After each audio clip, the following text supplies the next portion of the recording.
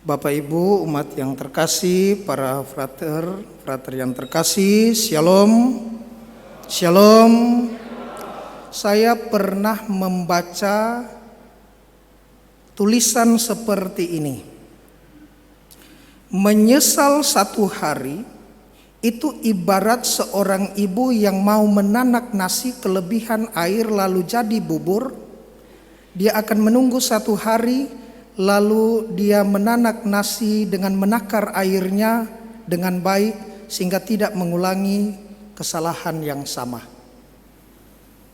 Menyesal satu minggu itu ibarat seseorang yang bepergian pulang kampung halamannya. Dia pada akhirnya salah memilih angkutan umum, kendaraan umum. Ternyata setelah dipilih jorok, berbau, mogok lagi. Dan pulang kampung ia akan memilih kendaraan yang tepat. Menyesal satu bulan ibarat seorang yang pergi ke tukang pangkas rambut. Lalu karena kependekan dia menunggu, bukan seperti ini modelnya, menunggu satu bulan lalu mencari tukang cukur rambut, tukang pangkas rambut yang cocok. Menyesal satu tahun itu ibarat seseorang yang menginvestasikan hartanya pada investasi bodong.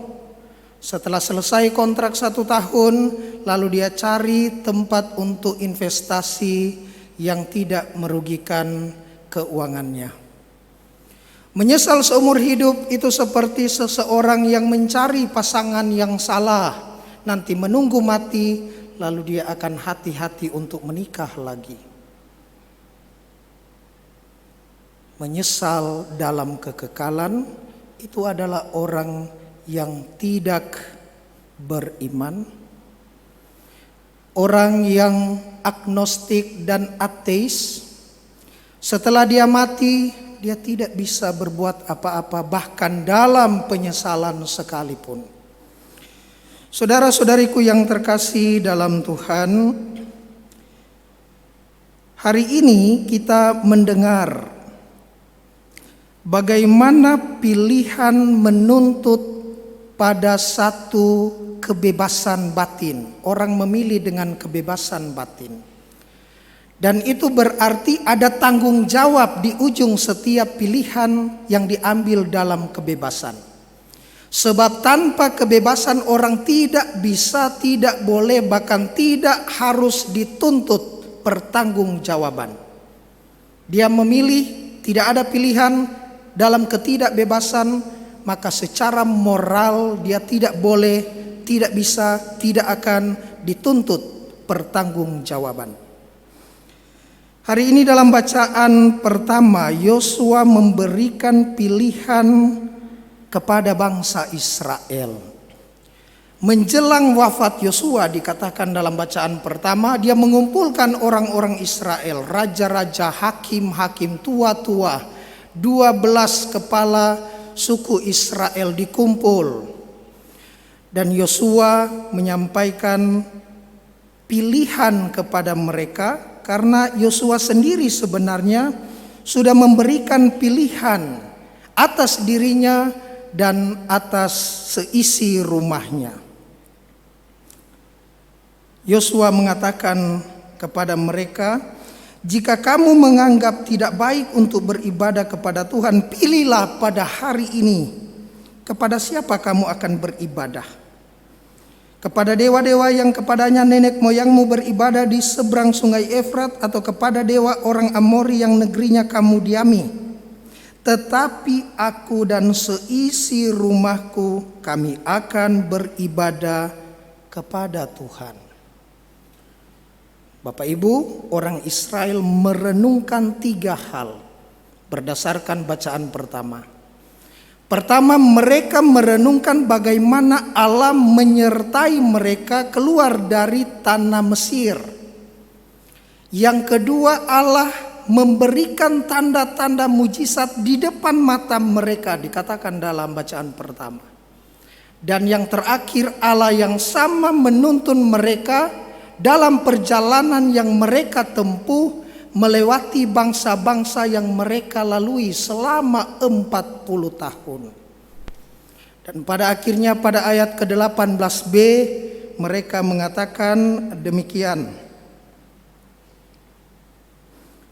Kami pun akan beribadah kepada Tuhan sebab Dialah Allah kita, sebab Dialah Allah kita. Mereka mengenal Allah.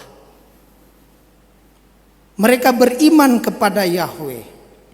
Kata-kata mereka mengenal Dialah Allah kita sebenarnya adalah satu syahadat, satu pengakuan iman mereka yang diberikan oleh Musa ketika Musa naik ke Gunung Sinai dan berhadapan muka dengan Allah.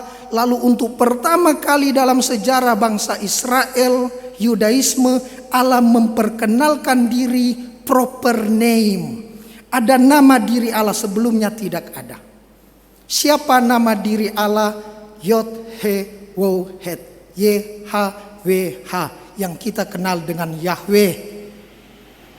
Aihe Asyer Ahye, aku adalah aku. Ini nama diri Allah orang Israel.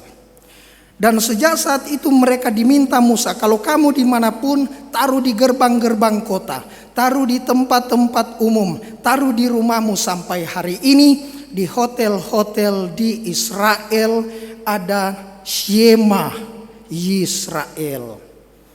Orang Yahudi akan bernyanyi, Shema Yisrael Adonai Eloheinu Adonai Ehad. Yang sekarang hari ini mereka nyanyi begitu. Dengarlah hai Israel, Tuhan Allah, Tuhan itu Allah kita, Tuhan itu Esa, Ehad, satu, Esa. Jauh sebelumnya orang Israel akan bernyanyi dengan melantunkan mendayu-dayu. Shema Yisrael, Adonai Eloheinu, Adonai Ehad. Dengarlah hai Israel, Tuhan itu Allah kita, Tuhan itu Esa. Tuhan itu yang mana? Yod He Wo Het, Yahweh. Bukan dewa-dewa ini, bukan ilah-ilah lain, tetapi Al-Ilah, tetapi Allah. Allah yang mana? Yahweh. Dan dalam bacaan Injil, Yesus bilang, kamu tidak mau pergi juga kah? Diberikan kebebasan kepada mereka untuk memilih, kau ikut saya atau ikut yang lain, silahkan. Yesus tidak bujuk-bujuk. Yesus tidak panggil-panggil seolah-olah kau masuk gereja sini, kau masuk gereja sini, masuk kau, beriman kau di sini, tidak. Tetapi Yesus bilang, silahkan kau pilih meninggalkan saya atau kau mengikuti saya, itu kebebasanmu. Karena banyak murid meninggalkan Yesus. Injil mencatat. Mengapa pastor baca ke-12 murid dengan kata pelan-pelan? Karena 12 murid ini di samping mereka ada kloter pengikut yang lain, itu murid-murid. Dan banyak dari lingkaran 2, lingkaran 1 para rasul, lingkaran 2 ini pergi, tinggalkan Yesus. Lalu Yesus tanya kepada mereka lingkaran 1, kamu tidak mau pergi juga kah? Petrus mewakili para rasul. Petrus berkata, Tuhan, kepada siapakah kami akan pergi? Sabdamu adalah sabda hidup yang kekal. Kami telah percaya dan tahu bahwa Engkau adalah yang kudus dari Allah. Saudara-saudariku yang terkasih dalam Tuhan, pilihan untuk bersatu dengan Allah, mengikutinya, adalah satu pilihan dengan tanggung jawab Kristiani, tanggung jawab seorang Katolik beriman. Untuk sungguh dekat, lekat, akrab bersama Tuhan dalam intimitas spiritual yang sangat, sungguh-sungguh sangat mendalam. Orang selalu mengatakan atau mungkin yang lainnya, ya sudahlah saya akan memilih pilihan saya. Tetapi sebagai orang Katolik kita dituntut untuk sungguh-sungguh menjadi seorang yang militan, dalam tanda petik, seorang radikal dalam tanda petik. Jangan salah menangkap radikal dalam artian radiks. Radiks itu artinya akar. Akar itu sungguh-sungguh mengetahui iman saya, sehingga tidak gampang orang panggil, kau begini, di sana bagus ini, kasih uang, pergi, lalu kita tercabut dari akar iman. Saudara-saudariku yang terkasih, Tuhan mengajak kita untuk bersatu dengannya, sebagaimana dalam bacaan kedua diumpamakan dalam misteri yang mendalam tentang hubungan suami dan istri, yang dikatakan oleh Rasul Paulus kepada jemaat di Efesus bahwa yang kumaksudkan adalah hubungan misteri yang mendalam, yang luhur, rahasia yang agung, bahwa Kristus dan gerejanya ada di dalam kesatuan. Saudara-saudariku yang terkasih, sama seperti suami mengasihi istrinya, Kristus juga mengasihi gerejanya.